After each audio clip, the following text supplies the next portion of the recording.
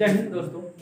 आज हम लोग जो बात करने वाले हैं वो आपका होगा बहमनी राजवंश। मित्रों, कुछ समय से जो है कि वीडियो हम नहीं डाल पा रहे थे किसी कारण की वजह से, क्योंकि लेकिन अब जो है कि अब वीडियो जो है कि कंटिन्यू आपको मिलता रहेगा। तो चलिए शुरू करने से पहले मैं आपको बता दूं एक बात कि इसके पहले जो है कि आप विजयनगर साम्राज्य के बाद आप वीडियोस को देख लीजिएगा प्ले लिस्ट में जाकर, क्योंकि चीज़ें थोड़ा सा क्लियर होती चलेगी तो समझ में आएगी चीज़ें।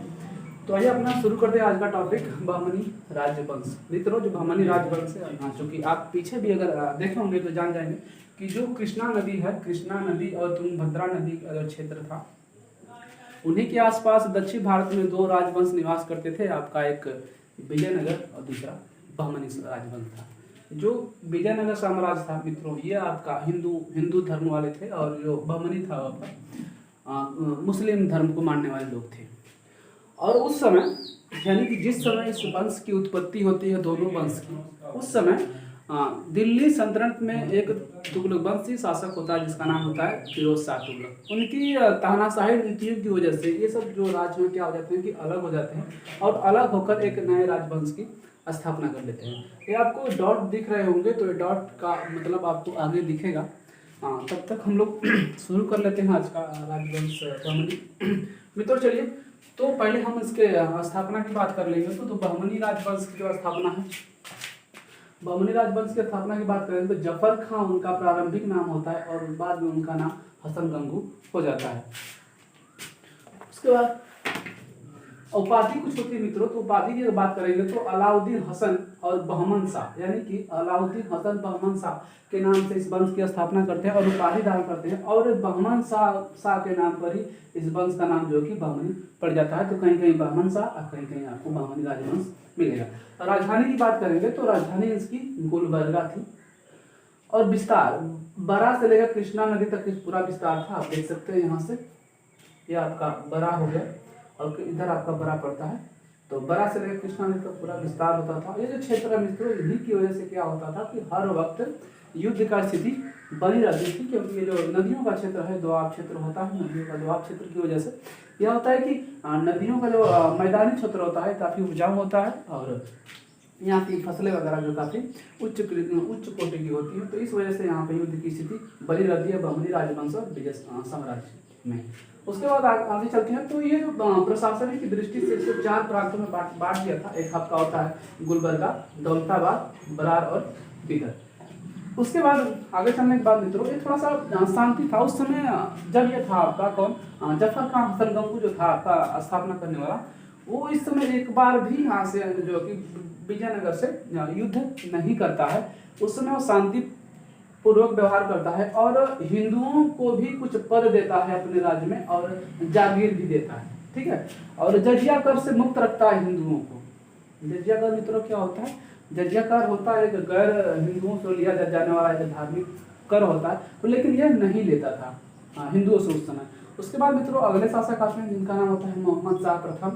तो मोहम्मद शाह प्रथम जो होते हैं आपके, ये जो कब होते हैं 1358 से लेकर आपके 1375 ईस्वी तक ये शासन करते रहे।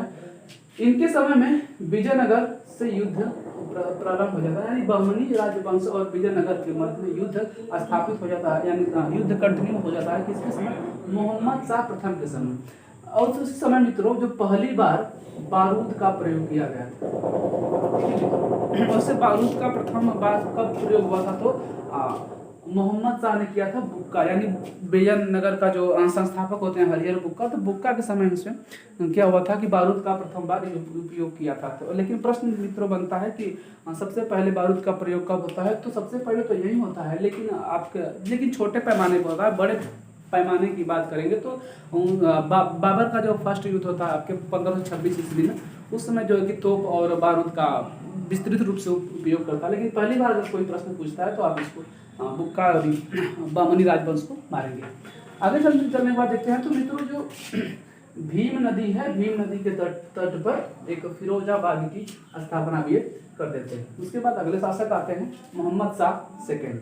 मोहम्मद शाह सेकेंड 1378 से लेकर 1397। मित्रों आप देख रहे हैं थोड़ा सा टाइम का थोड़ा सा अंतर आ जा रहा है। तो हमने वो छोटे छोटे शासकों को हमने स्किप कर दिया है, यानी कि हम छोटे जो 6-7 महीने तक रहे हैं उनकी बात हम नहीं की है। जो मेन शासक हैं बस हम उन्हीं की बात कर रहे हैं। तो आप देखेंगे तो यहाँ पे 2 सालों का अंतर आ जा रहा है, तो इसको आप थोड़ा सा ध्यान रखिएगा, क्योंकि हम उन्हीं की बात करेंगे जो इंपॉर्टेंट है। बाकी छोटे शासकों की बात नहीं की है, तो उसको स्किप किया गया है। ठीक है, आगे चलते हैं। तो जो मोहम्मद शाह होता है, सेकेंड होता है आपका, ये शांति पूर्वक नीति का प्रयोग करता है।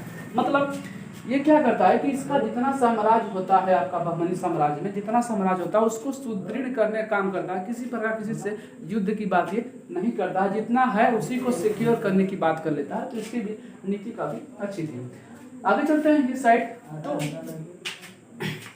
शिहाबुद्दीन मित्रों होते हैं एक शासक अगले, जो क्या करते हैं, इनकी फेमस बात है कि राजधानी बदल देते हैं। राजधानी बदलने का क्रम का मतलब यह है कि पहले राजधानी कहाँ थी, गुलबर्गा।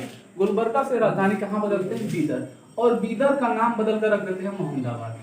तो आप याद रखेंगे कि बहमनी का कौन सा शासक था जिसने राजधानी बदल दिया था, तो शिहाबुद्दीन होते थे। उसके बाद अब आके यहाँ पे मोहम्मद तृतीय के शासनकाल में ही आपके ख्वाजा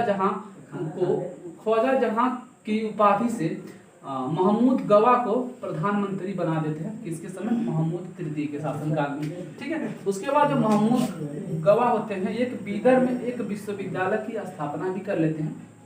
ऐसा तो ये प्रश्न पूछता है कि बीदर में विश्वविद्यालय की स्थापना किसने किया, तो आप बता देंगे महमूद गवा। उसके बाद अगले आते हैं आपके ताजुद्दीन फिरोज। इसके समय में मित्रों एक आपका रूसी यात्री आता है निकितन।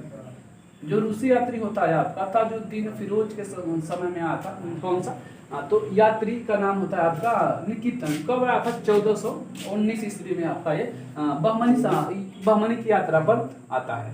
इसके बाद अगले जो होते हैं आपके अगले शासक कौन होते हैं, कलीम उल्लाह। ये बहमनी वंश का अंतिम शासक होता है।